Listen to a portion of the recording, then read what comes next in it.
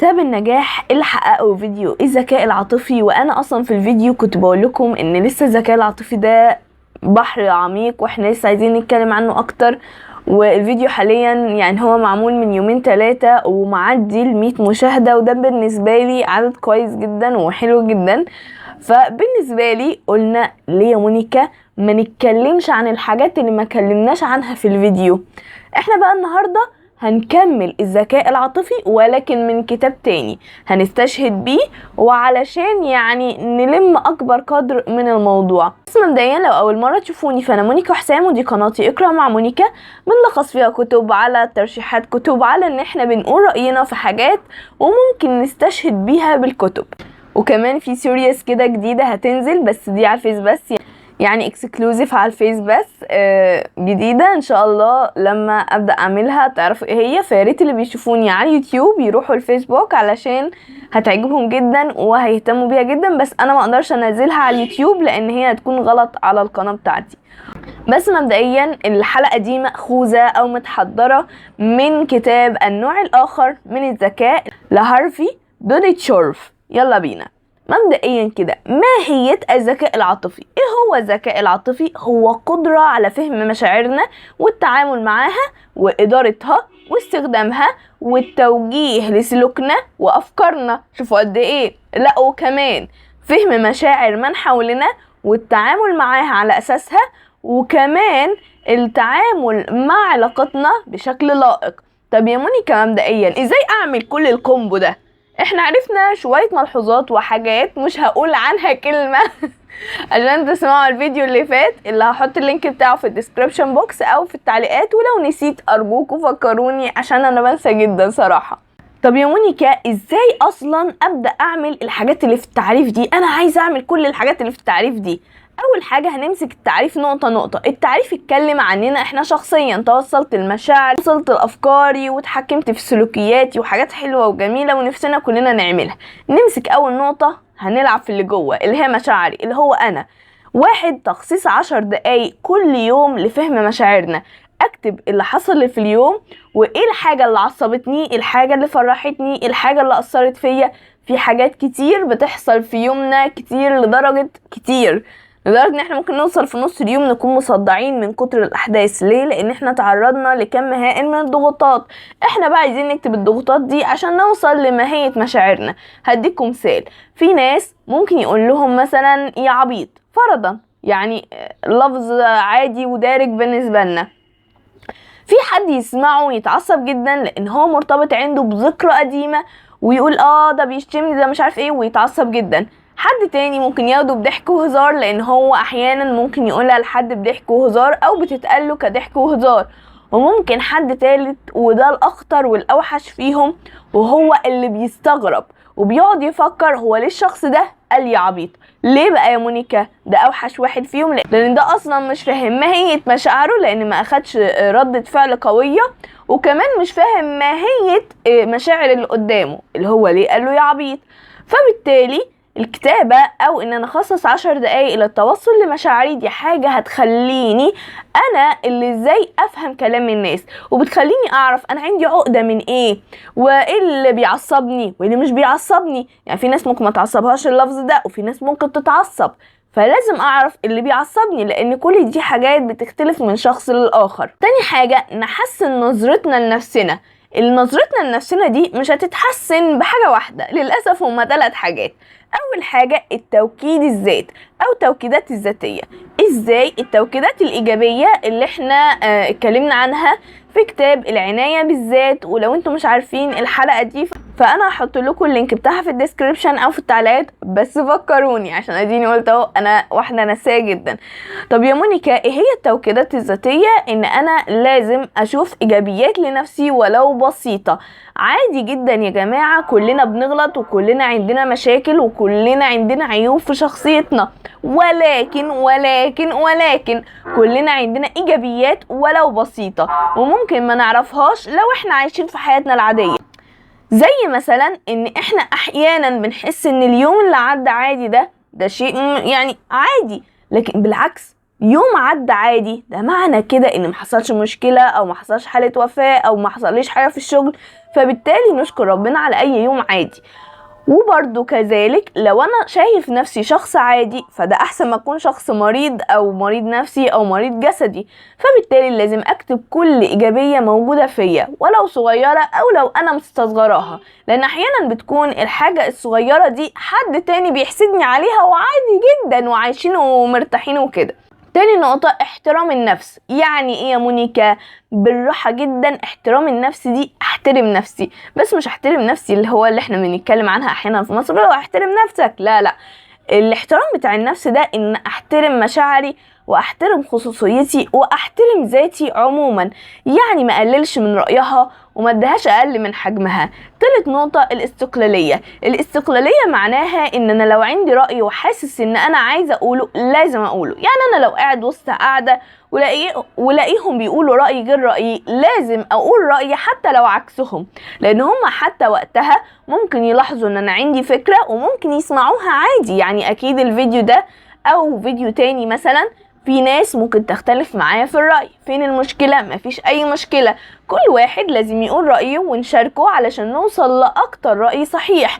ومين عارف ممكن رأيي انا اللي انا ساكت عنه هو اللي صح. يا مونيكا انا كده توصلت لنفسي، عايز بقى اواجه الواقع. يعني الواقع مرة واحدة كده بقى بيتغير حواليا وانا مش عارف اتعامل معاه. نعمل ايه؟ لازم نكتسب مهارات التكيف. ازاي بقى اكتسب مهارات التكيف دي؟ حاجتين، حل المشاكل والمرونة. نمسك حل المشاكل.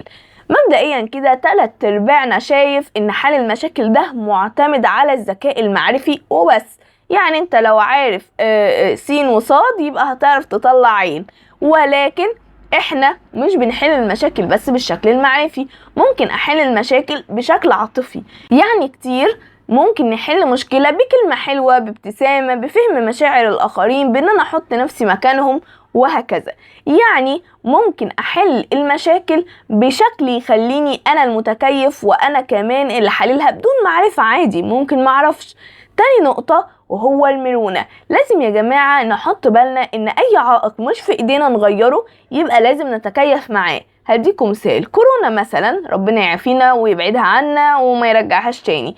كنا في البداية مش قادرين نصدق ان ممكن وباء يقتل حد او يتعبه بالشكل ده، وكنا بننزل عادي وما بناخدش اي اجراءات احترازية لغاية ما لقينا اللي حوالينا واحنا شخصيا بنعيا. فبالتالي بقينا مهووسين وفضينا بتاع 15 لتر كحول ولا حاجة في الشهر، وحاجة غريبة. ليه بقى؟ علشان احنا ما كناش قادرين نصدق او نتكيف مع الظروف الاجبارية اللي معانا.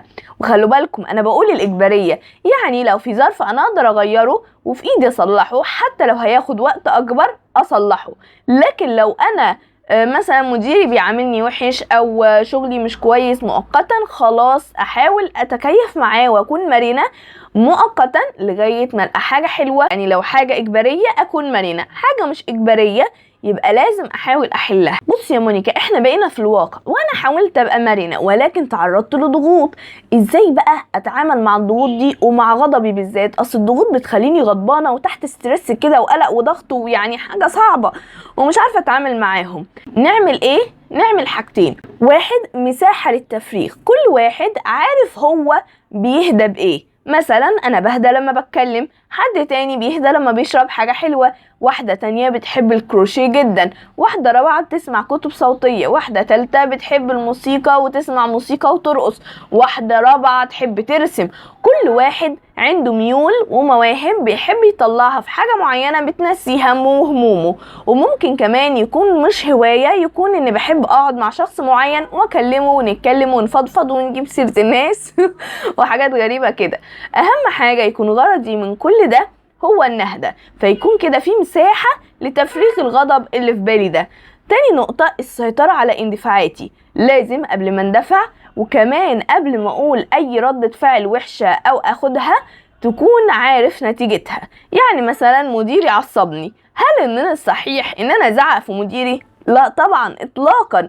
لازم بعد كده افضي الغضب، وبعد ما اهدى ابدا اشرح له موقفي وابدا انا ليه عملت كده وليه ما عملتش كده؟ علشان نكون كل الاطراف متصالحة ومتسامحة، ولازم اسيطر سيطرة كاملة على مشاعري واندفاعاتي، لان الاندفاع في حد ذاته سلاح ذو حدين، ممكن يفهم اللي قدامي انا زعلانة من ايه، وممكن يخرب علاقتي باللي قدامي نهائي. فاحنا لازم نستعملها صح. طب يا مونيكا، انا فهمت مشاعري وعرفت اتكيف، وكمان لما اتعصبت وفشلت شوية في التكيف عرفت ازاي يعني اتعامل مع الضغوط. نطلع بقى للواقع ونبدأ نتعامل. يلا بينا يلا بينا نطلع للواقع او للعالم الخارجي. العالم الخارجي اللي هم الناس. اول حاجة علشان اكتسب ذكاء عاطفي بالنسبة للناس او اكون شخص ذكي عاطفيا واتعامل مع الناس كويس هو التقمص العاطفي. ايه هو التقمص العاطفي ده؟ بالنسبة لي هو التعاطف. ده اللي انا حسيته في التعريف عموما. ليه يا مونيكا؟ لان التقمص العاطفي ده هو الشعور بالناس من قبل ما يقولوا. بمعنى ما ينفعش اقول اسلم على صاحبتي مثلا النهارده اقول لهم يا اخبارك ايه، انت شكلك حزينه. عرفت منين شكلك حزينه دي؟ من طريقه كلامها. عرفت منين ان هي متحمسه؟ برضو من طريقه كلامها. طب عرفت منين ان هي فرحانه؟ من طريقه كلامها. ما ينفعش استنى صاحبتي تقول لي والله انا حزينه النهارده، لازم انا اللي اعرف. وده بيخليني باحساس التقمص العاطفي. ليه؟ لان انا فهمت مشاعرها بدون ما تتكلم. ودي على فكره حاجه مهمه قوي بالنسبه لنا عموما كستات، لان احنا بنحب جدا صاحبتي مثلا او حد اعرفه يعرف على طول انا زعلانه من ايه او زعلانه حتى ولا لا. بحس ان الشخص ده حاسس بيا وان احنا مشاعرنا متصله ببعض. حتى صاحبتي لما بتحس اني متضايقه او مش في المود بنبسط قوي، يعني بحس ان بينا توافق لدرجه ان انا مش محتاجه اقعد اشرح انا متضايقه ليه. تاني نقطة القدرة على إقامة علاقات صحية، ودي احنا عرفناها في الفيديو اللي فات، وبرضه هأكد لكم عليها تاني يا جماعة. العلاقات معمولة عشان تبقى مريحة. لو انا هبقى كائن توكسيك او لو اللي معايا كائن توكسيك فهتبقى علاقتكم بعض اسهل. لكن انا عارفة صاحبتي دي علشان انا تساعدها وهي تساعدني، او حتى بعيدا عن المساعدات انا بحس اني متوافقة معاها شخصيا وبشكل عاطفي اكتر. لازم احس بارتياح. وعارفين الناس اللي بنتكلم معاهم بحساب دول ما تصاحبهمش. طول ما انت قاعد مع حد بتتكلم بمنتهى الاريحيه والفرحه ده اللي تصاحبه. ليه؟ لان انت متاكد ان انت مهما قلت مش هيحكم عليك بالسلب. دي العلاقه الصحيه الصح. دي العلاقه اللي تحسسك ان انت مش مراقب وان انت مش مطالب تكون بيرفكت 100% وان انت ما بتغلطش وان هي مركزه مع عيوبك او مع عيوبك وبس. ثالث نقطة المسؤولية المجتمعية. ممكن عشان تطور الذكاء العاطفي ان انت تكون مسؤول مجتمعيا، زي مثلا في الكلية بتاعتك تكون مسؤول اجتماعي او مسؤول عموما ان انت تساعد الناس اللي حواليك، او ان انت تشترك في جمعية خيرية. ده حرفيا بيساعد جدا في ان انت تطور تعاملك مع الناس. ليه؟ لان بكل بساطة كل ما تتعامل مع ناس اكتر كل ما انت بتكون عندك خبرة ازاي تتعامل اكتر. حتى لو في البداية كنت بروت خالص ومش عارف اي حاجة، فيما بعد هتكتسب تناحة ومناعة هتخليك تمام التمام ومفيش اي مشكلة فيك. وكمان هتعرف تتعامل بعد كده في المواقف الاصعب. وانا شخصيا بلقى ان الحل في الموضوع ده هو الشغل، او ان انت تعرف ناس كتير وتكون اجتماعي الى حد ما. لان انا حتى لو تعبت شوية في اول شغلي، او تعبت ان انا بشتغل مثلا في سن صغير او بدرس في سن صغير او بعمل حاجة تفيد المجتمع في سن صغير، يعني ممكن الشغل ده يكون شغل تطوعي. انا بتكلم الشغل يجيب فلوس، لا انا بتكلم حاجة او نشاط يعرفك على ناس اكتر عشان تعرف انواع الناس بشكل اسرع بدون ياخد وقت طويل في حياتك عشان تدرس الناس وتعرف تتعامل معاهم. وبس كده. قوليلي رأيكم في التعليقات، ويعني عجبكم الفيديو ولا لا، وفكرة الفيديو ولا لا، وفي حاجة معترضين او متفقين معايا فيها. قولولي رأيكم عموما في الحلقة وفي كل حاجة. وكمان لو انتوا تاني هكررها من اليوتيوب فارجعوا تاني للفيس او اشتركوا في قناة الفيس علشان هتنزل سيريس او سلسلة جديدة هتنزل على الفيس بس، لان انا لو نزلتها على اليوتيوب يعني هتحصل مشكلة في قناتي لحد ما.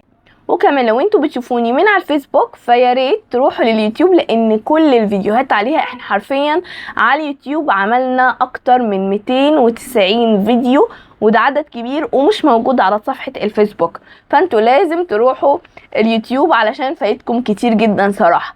وبس كده. لو انتوا بتشوفوني من على اليوتيوب او بتشوفوني على الفيسبوك فاعملوا لايك او رياكت للفيديو واشتراك او متابعه للصفحه. كان معكم مونيكا حسام من قناه اقرا مع مونيكا. اشوفكم في حلقه جديده وفيديو جديد وملخص كتاب جديد وموضوع جديد ورأي جديد. سلام.